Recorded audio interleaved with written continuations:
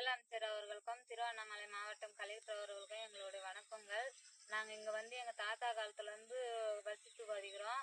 ஆனால் எங்களுக்கு பட்டா கொடுக்கல, எங்களுக்கு வீடு கொடுக்கல, எங்களுக்கு கரண்ட்டு வசதி எதுவும் இல்லைங்க சார். எங்களுக்கு எந்த வசதி இல்லாததுனால என் பிள்ளைங்கள நாங்கள் 35 கிலோமீட்டர் இரணி கொன்றத்தில் நாங்கள் சேர்த்து வச்சு படிக்க வைக்கிறோம். எங்கள் சொந்தக்கார வீட்டில் தான் சேர்த்து வச்சு படிக்கிற அளவுக்கு இருக்குது. இங்கே அந்த அளவுக்கு எந்த வசதி இல்லாததுனால நாங்கள் இவ்வளோ தூரம் என் பிள்ளைங்களை விட்டுட்டு நாங்கள் இங்கே இருக்கிறோம். இங்கே இருக்கிற பிள்ளைங்களை வச்சுன்னு படிக்க வைக்கலான்னு பார்த்தா கூட எங்களுக்கு எந்த ஒரு கரண்ட் வசதி இல்லைங்க சார். நைட்டு ஆனால் பாம்பு, தேளு, பூச்சி எல்லாமே வருதுங்க சார் எங்கள் வீட்டுங்களுக்கு. நீங்கள் தான் தயவு செய்து எங்களுக்கு எல்லா வசதியும் பண்ணி கொடுக்கணும் ஐயா.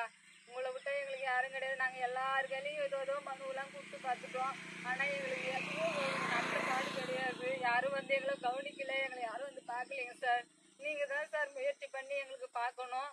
உங்களை விட்டால் எங்களுக்கு யாரும் இல்லைங்க சார். நாங்கள் உங்களை நம்பி தான் சார் சொல்கிறோம். நாங்கள் மடிப்பிச்சை கேட்குறோம் சார். எங்களுக்கு தயவு செய்து எங்களுக்கு பாருங்க சார். எங்களுக்கு எந்த வசதியும் இல்லைங்க சார். எங்களுக்கு வீட்டு மேலே இல்லாமல் கரண்ட் இல்லாமல் நாங்கள் ரொம்ப தாட்டு கலங்குறோம் சார்.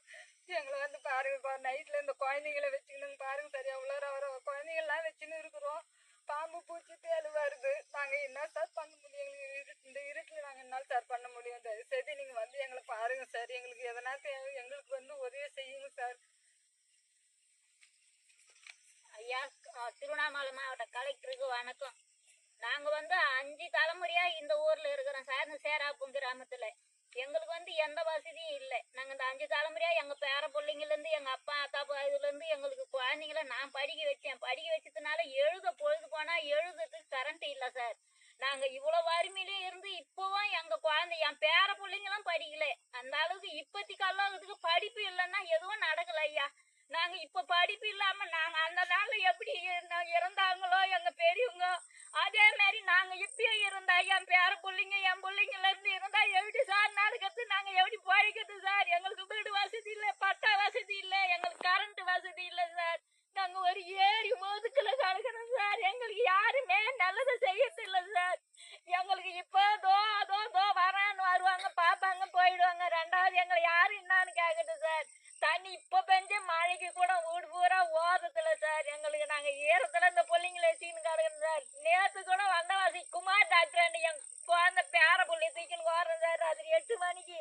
நாங்க எப்படிதான் பொழைக்கிறது, எப்படிதான் இருக்குது சார்? நீங்க தயவு செய்து உங்க காலில் விழுந்து கேட்கறேன் சார். எங்களுக்கு நல்லது செய்யுங்க சார். நீங்க மனசு வச்சா நாங்க நாளை கரையேறி பார்க்கலாம் சார். 4 பேராட்ட எங்களுக்கு சொத்து சுவாகத்தை கேட்கல சார். தங்க இடத்த கேட்கறோம். ஒரு பட்டா, ஒரு கரண்ட் இருந்தா போதும் சார். எங்களுக்கு தயவு செய்து எங்களுக்கு நன்றி சார். உங்களுக்கு தயவு செய்து எங்களை நல்லது செய்யுங்க சார்.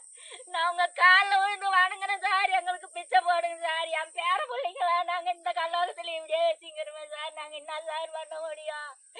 எங்களுக்கு நல்லதை செய்யுங்க சார். உங்களால எங்களுக்கு நல்லது வந்தா போதும் சார். நாங்க யாரையே பார்த்தோம் அது மாதிரி நீங்களே எங்களுக்கு எதனா கவுத்து விட்டுறாதீங்க சார். எங்களுக்கு நல்லது பண்ணுங்க சார். வணக்கம் சார், வணக்கம் சார். நீங்க நல்லதை செய்யுங்க சார்.